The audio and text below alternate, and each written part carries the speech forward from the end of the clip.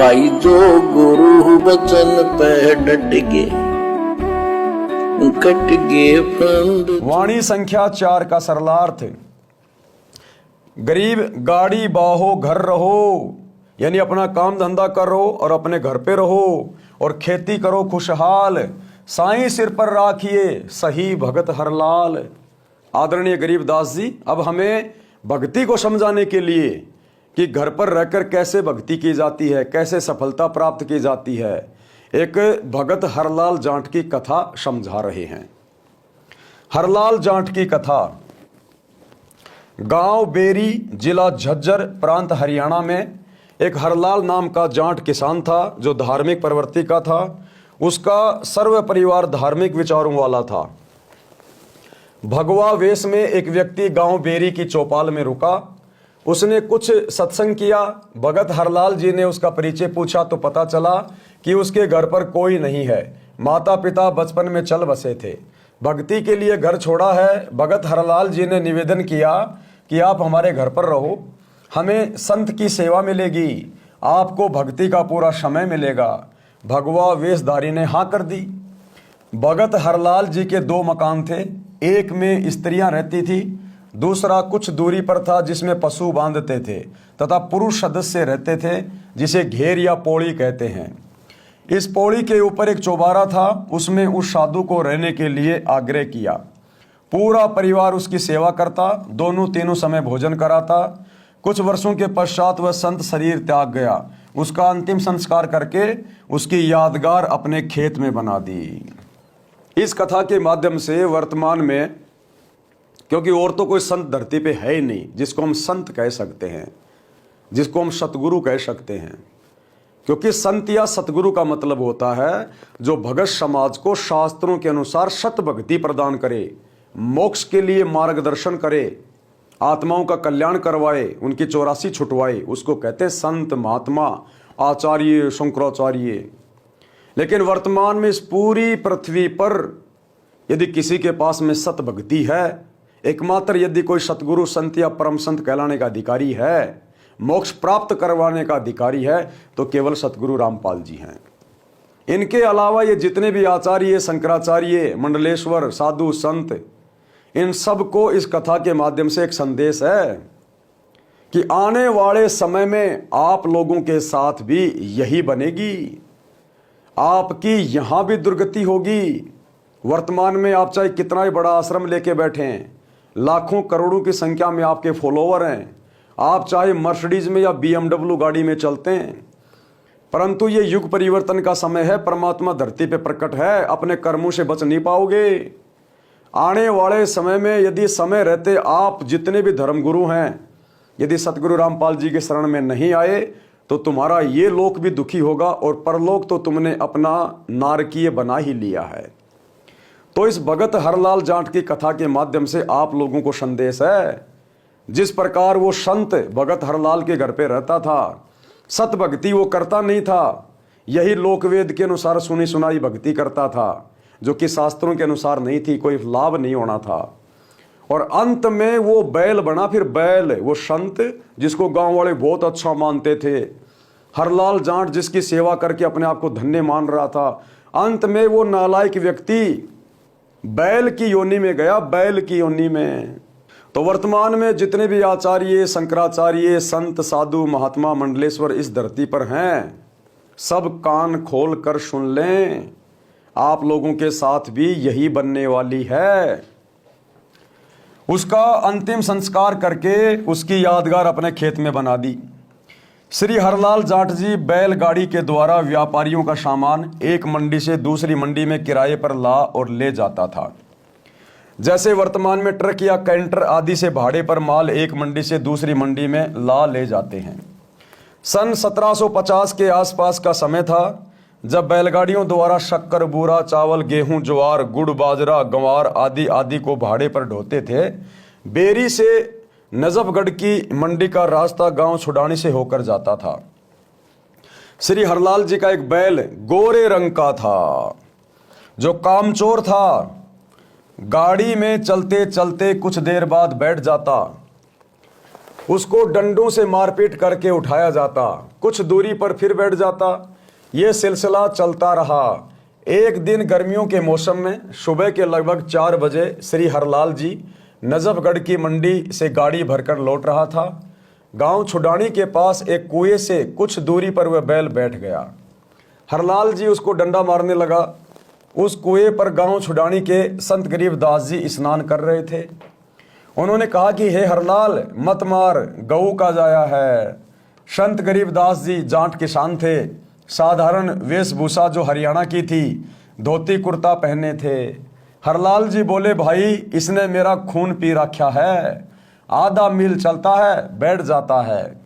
संत गरीबदास जी उस बैल के पास गए और उसके कान में कुछ बोला। उसी समय वह गोरा बैल तुरंत खड़ा हो गया। संत गरीबदास जी बोले, अब ये बैल ठीक चलेगा। श्री हरलाल जी को विश्वास नहीं हुआ, गाड़ी लेकर चल पड़ा। वह गोरा बैल दूसरे बैल से भी तेज गति से चलने लगा।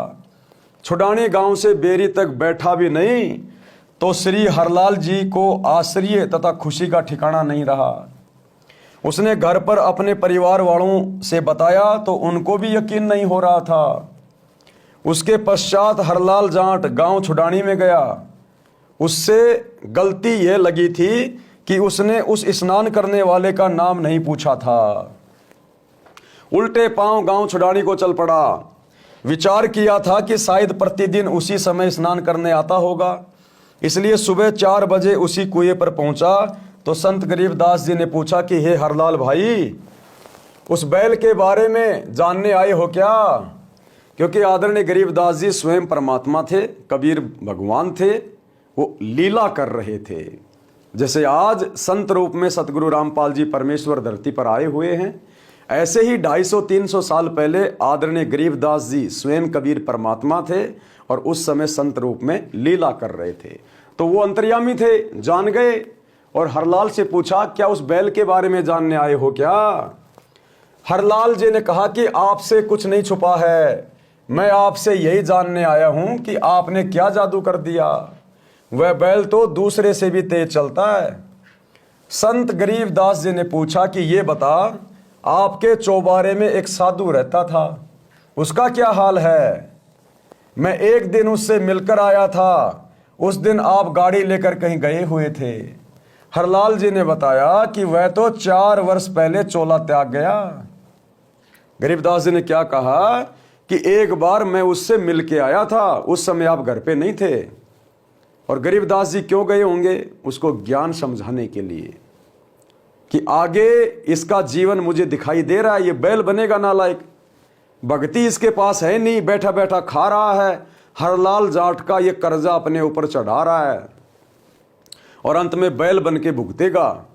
तो परमात्मा जब पृथ्वी पर आते हैं तो एक बार अपनी अच्छी आत्माओं तक अपना संदेशा जरूर पहुंचाते हैं। तो गरीबदास जी हरलाल जी की गैर हाजिरी में कभी उनके घर पर गए होंगे और उन्होंने उसको समझाया होगा, लेकिन वो नहीं समझा होगा। तो गरीबदास जी बोले कि मैं एक बार गया था, अब उसके क्या हाल चाल हैं? तो हरलाल जी ने कहा, हरलाल जी ने बताया कि वह तो 4 साल पहले चोला त्याग गया, यानी वो मर गया। उसकी यादगार एक मेंढी भी बना रखी है। संत गरीबदास जी ने कहा कि ये गोरा बैल वही पाखंडी बाबा है। संत गरीबदास जी ने क्या बताया कि ये जो गोरा वाला बैल है ना, ये वही पाखंडी है, वही बाबा है। ये इस नालायक ने तेरे घर पर बढ़िया बढ़िया खाना खाया, भक्ति ये करता नहीं था, थोड़ी बहुत करता था, वो शास्त्रों के विपरीत थी, उसका लाभ कुछ होना नहीं था। और तेरा इसके ऊपर कर्जा चढ़ गया। जो तूने इसकी सेवा की थी ना, बढ़िया बढ़िया खीर खांड मेवे हलवे खिलाया करता था, इसकी सेवा करता था, इसके ऊपर तेरा कर्जा चढ़ गया। और अब तू अपना वो कर्जा इसके डंडे मार मार के पूरा कर रहा है, बैलगाड़ी में जोड़ जोड़ के अपने वो पैसे पूरे कर रहा है और ये नालायक चुका रहा है। संत गरीबदास जी ने कहा कि ये गोरा बैल वही पाखंडी बाबा है। मैंने उससे ज्ञान चर्चा की थी, उसको समझाया था कि आपकी भक्ति गलत है, आप भक्ति भी नहीं करते हो, खाते हो और सो जाते हो। परमात्मा के दरबार में जब लेखा होगा तब आपको पता चलेगा, जो खा रहे हो ये देना पड़ेगा। गरीब नर से फिर पशुआ कीजिए, गद्दा बैल बनाए, 56 भोग कहाँ मन बोरे, कुरुड़ी चरने जाए। गरीब तुमने उस दरगाह का महल नहीं देखा। कौन सी दरगाह? परमात्मा का दरबार, जहां पर शरीर छोड़ने के बाद में सभी को जाना है, अपने कर्मों का हिसाब किताब देना है। गरीब तुमने उस दरगाह का महल नहीं देखा, धर्मराज का तिल तिल का लेखा। तो ठीक इसी प्रकार भाई और बहनों, सभी को शिक्षा है, ये सभी को शिक्षा। ये जितने भी साधु संत महात्मा बड़े बड़े आश्रम लेकर बैठे हुए हैं, दुनिया को मूर्ख बना रहे हैं। आज अपने उन चेलों के दान धर्म से मौज मस्ती कर रहे हैं, खा रहे हैं, पी रहे हैं, घूम रहे हैं, महंगी महंगी गाड़ियां ला रहे हैं, बड़े बड़े आश्रम बना रखे हैं, बड़े बड़े काम धंधे खोल रखे हैं। आने वाले समय में, आने वाले जन्मों में, आज चाहे तुम्हारे 1 करोड़ चेले हैं, चाहे 5 करोड़ चेले हैं, अगर समय रहते आप जियों ने सतगुरु रामपाल जी की शरण ग्रहण नहीं की, तो आने वाले समय में आपने अपने प्रत्येक शिष्य का गधा बनना पड़ेगा। डंडे मार मार के आज आपको जो वो दान धर्म दे रहा है वो अपना पूरा करेगा। आपने उनके घरों में बैल बनना पड़ेगा, ऊंट बनना पड़ेगा, सारा दिन खेत में हल में जुतोगे और ऊपर से उन भक्तों के डंडे और खाओगे। जिस प्रकार वो बैल खा रहा था, जो पिछले जन्म में संत था, साधु था, लेकिन भक्ति सही नहीं थी, भार चढ़ गया उस भगत का। अब वो भगत उसी गुरु को बैल रूप में मार मार के अपना वो दान धर्म पूरा कर रहा है। तो अभी मौका है आप लोगों के पास में, अगर बच सको तो भाई। दूसरा, हम जितने भी भाई बहन हैं, जगत वाले या भगत, हमारे को भी गुरुदेव भगवान शिक्षा दे रहे हैं कि हमारी भक्ति उसी समय सफल होगी जब हम अपनी मेहनत करके नेक नीति और ईमानदारी से अपना परिवार चलाएंगे। यदि हमने किसी के साथ में धोखाधड़ी की, चोरी चपाटी की, ठगी की, तो परमात्मा फिर हमसे रुष्ट होगा, हमारी मर्यादा टूटेगी और हमारी भक्ति सफल हो नहीं पाएगी। भले हम सत भक्ति कर रहे हैं, सच्चे मंत्रों का जाप कर रहे हैं, सतगुरु रामपाल जी की शरण है, लेकिन यदि इनकी मर्यादा तोड़कर भक्ति करेंगे तो भी भक्ति सफल नहीं होगी। जिस प्रकार डॉक्टर बहुत अच्छा है, बढ़िया ऑपरेशन हो गया, बढ़िया मेडिसिन दे दी, अगर परहेज तोड़कर दवाई खाओगे तो वो इलाज सफल नहीं होगा। तो भले ही हमें पूर्ण गुरु प्राप्त है, सत भक्ति प्राप्त है, अगर मर्यादा तोड़कर भक्ति की तो वो भक्ति सफल नहीं हो पाएगी और हमने भी फिर आने वाले समय में इसी प्रकार से यातनाओं का शिकार होना पड़ेगा। परंतु वह नाराज हो गया और बोला, तू गृहस्थी है, मैं बाल ब्रह्मचारी हूं, आप जाइए, एक साधु को शिक्षा देने आया है। जब आदरणीय गरीबदास जी उस पाखंडी के पास गए थे, हरलाल जाट के घर पे, उसको समझा रहे थे, तो उसने उल्टा भगवान को धमकाया कि तू क्या जाने भक्ति के बारे में, मैं बाल ब्रह्मचारी हूं, तू गृहस्थी आदमी है, आ गया मेरे को शिक्षा देने के लिए। उस समय शिक्षा नहीं ली भगवान की, उल्टा वाद विवाद किया।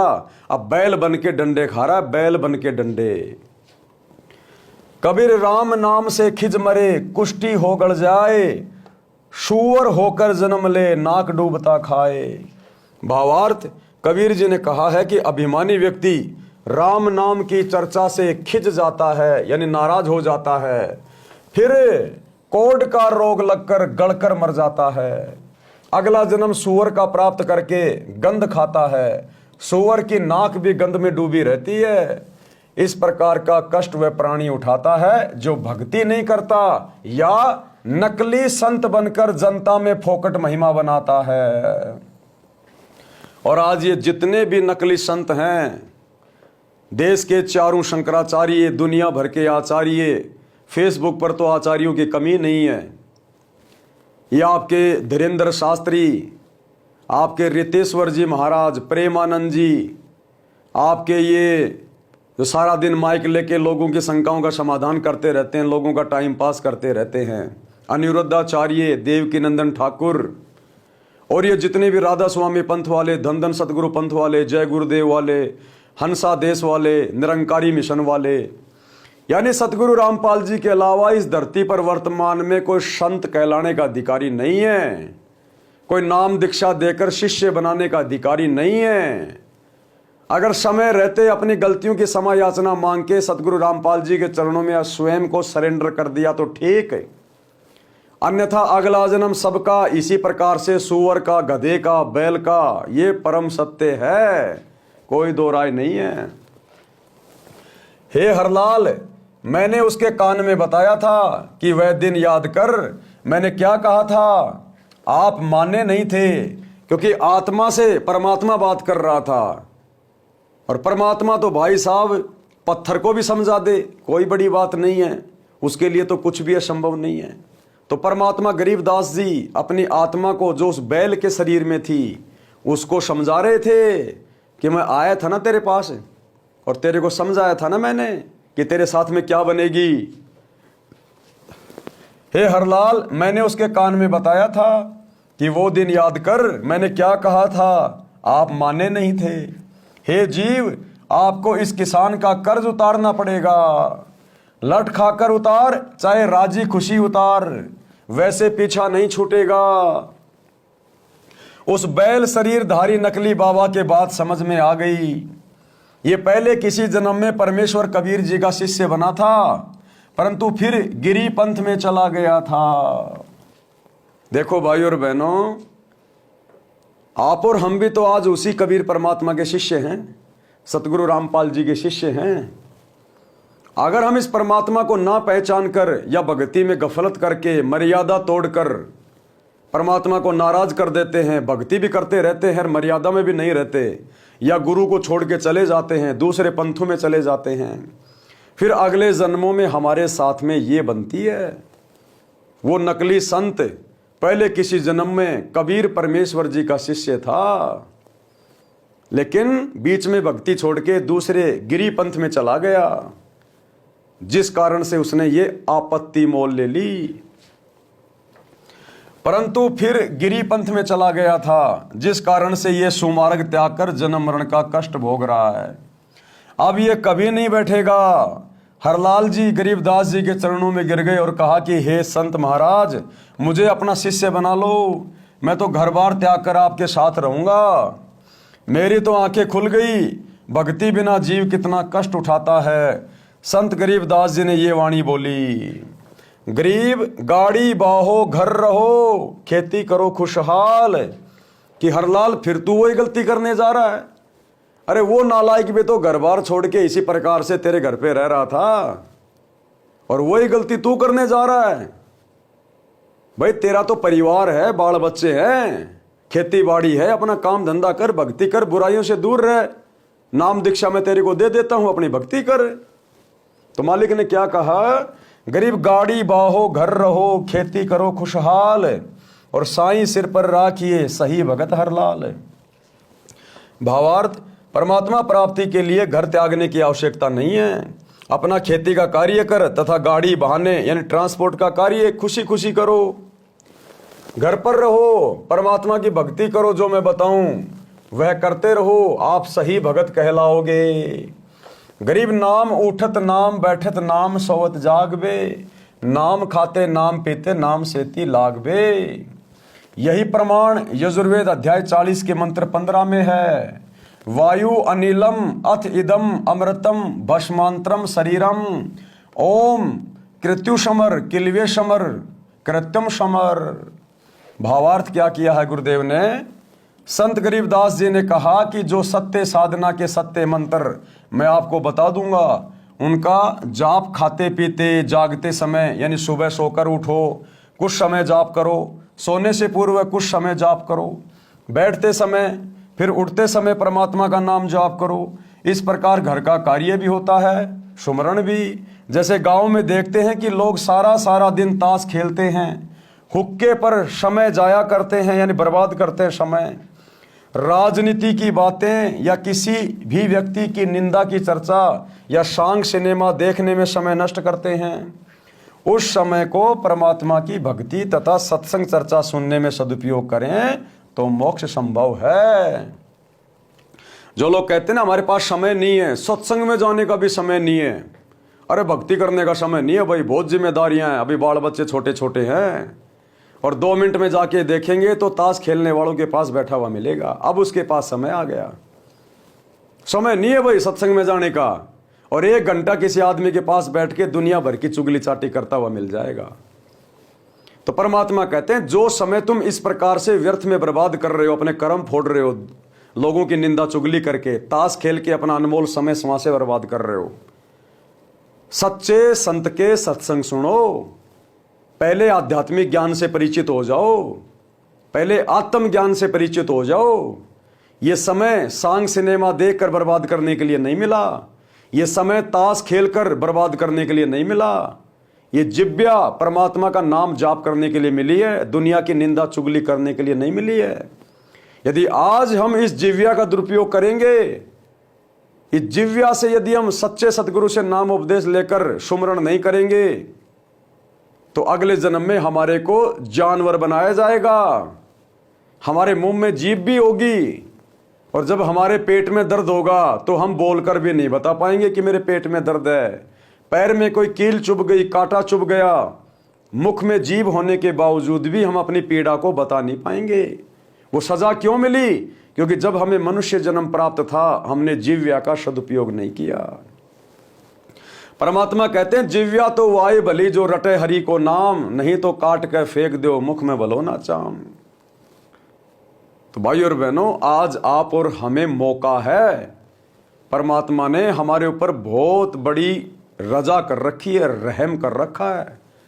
मनुष्य शरीर प्राप्त है स्त्री या पुरुष का, ऊपर से भगवान हमारे क्षेत्र में आए हुए हैं, हमारे आसपास हैं, ऊपर से उन्होंने हमें अपनी शरण में ले लिया, किसी भी कारण से हमें सत भक्ति दे दी, सही गलत की जानकारी दे दी, कर्म धर्म की जानकारी दे दी, और शास्त्रों से दिखा दिखाकर प्रमाणित कर दिया कि जो भक्ति आज आपको दी जा रही है, इसके अलावा धरती पर कोई भक्ति नहीं है दूसरी जो आपको मोक्ष दिलवा दे, जो आपको 84 लाख योनियों के महाकष्ट से बाहर कर दे। तो आप और हमने तो दृढ़ होकर लगने की आवश्यकता है अब इस भक्ति के ऊपर। श्री हरलाल जाट जी दीक्षा लेकर घर आया, घर वालों को सब बात बताई, उस नकली बाबा की यादगार समाधि तोड़ फेंकी और पूरे परिवार को छुड़ाने ले गए। संत गरीबदास जी से दीक्षा दिलाई, अपना तथा अपने परिवार का कल्याण कराया। संत गरीबदास जी के आदेश से उस गोरे बैल को कभी गाड़ी या हल में नहीं जोता, उसको सब पशुओं से भिन्न कमरे में बांधकर अच्छा चारा खिलाया। संत गरीबदास जी ने बताया कि ये भगत था, कर्म बिगड़ने से पशु बना है, इससे काम ना लें। संत गरीबदास जी ने क्या बताया कि भाई हरलाल ये भगत था। देखो परमात्मा अपनी आत्माओं के लिए कितना चिंतित रहता है। गरीबदास जी को पता था कि ये भगत था मेरा पिछले जन्म का, लेकिन वर्तमान में अब ये पशु योनि में पड़ा हुआ है, इसने अपने कर्म बिगाड़ लिए थे। फिर भी परमात्मा को उस पशु योनि में आत्मा पे इतनी दया आई, और हरलाल से कहा भी हरलाल अब तू इसको गाड़ी में मत जोतना, बैल में मत जोतना, कभी मत मारना इसको, ये पिछले जन्म का भगत है। तो हरलाल जी ने फिर कभी भी उस बैल को खेत में या गाड़ी में नहीं जोता, अलग से उसको बांध के रखता और बढ़िया उसको खाना खिलाता, और फिर वो बैल अपना शरीर छोड़ के चला गया अपने कर्म आधार से। दोबारा से मनुष्य बना या दोबारा से जानवर बना, वो परमात्मा जाने, उसकी आगे की यात्रा है। तो परमात्मा अपनी आत्माओं के लिए कितना चिंतित रहता है। पशु योनि में भी परमेश्वर अपनी आत्माओं की इस कदर सहायता करता है, मार से बचाता है, कर्मों से बचाता है। तो भाई और बहनों, आज हमें वही सतगुरु जो 350 साल पहले आदरणीय गरीबदास जी की भूमिका निभा रहे थे, आज वही कबीर परमात्मा हमें सतगुरु रामपाल जी के रूप में पुनः प्राप्त हैं। यदि आज हम ये मौका चूक गए तो परमात्मा हमें जगा रहे हैं। ये पुस्तकें फोकट में नहीं लिखी गई, टाइम पास के लिए नहीं लिखी गई, ये विधान है परमात्मा का, संविधान है। हमारे साथ भी ऐसे ही बनेगी यदि, और इस कलयुग की पिछली पीढ़ी में मोक्ष का प्राइम टाइम हर प्रकार से भगवान ने जोर लगा रखा है, काल ने भी जोर लगा रखा है। और इस समय यदि हम भगवान के मिशन से हट जाएंगे या मर्यादा तोड़कर भक्ति करेंगे, तो फिर यह परमात्मा हमसे बहुत ज़्यादा नाराज होगा, बहुत ज़्यादा, कि तेरे को ऐसे प्राइम टाइम में मैंने मनुष्य शरीर दिया, भक्ति दी, और फिर भी तू गफलत कर गया। फिर परमात्मा असंख्य युगों तक उस आत्मा को नहीं संभालेगा। उसको सब पशुओं से भिन्न कमरे में बांधकर अच्छा चारा खिलाया, संत गरीबदास जी ने बताया कि यह भगत था, कर्म बिगड़ने से पशु बना है, इससे काम ना ले। यह बैल 5 वर्ष जिया, भगत हरलाल जी ने उसकी भगत मानकर सेवा की। परमात्मा कबीर जी ने अपने भूले भटके भगत की पशु जीवन में सहायता की। उसको फिर कभी मानव जन्म मिला तो और आगे उसके भाग्य में कोई पूरा गुरु मिला तो मुक्ति है, अन्यथा फिर 84 लाख योनियों में कष्ट तैयार है। अब आज तो परमात्मा ने उसको बचा दिया, कल को यदि मनुष्य जन्म नहीं मिला, यदि सूअर की योनि में चला गया तो बताओ कौन उसको बैठे बैठे खिलाएगा, कौन उसको कष्टों से बचाएगा। जो गुरु बचन पे डट के कट गे फंद 84 के, कट गे फंद 84 के, कट गे फंद 84 के।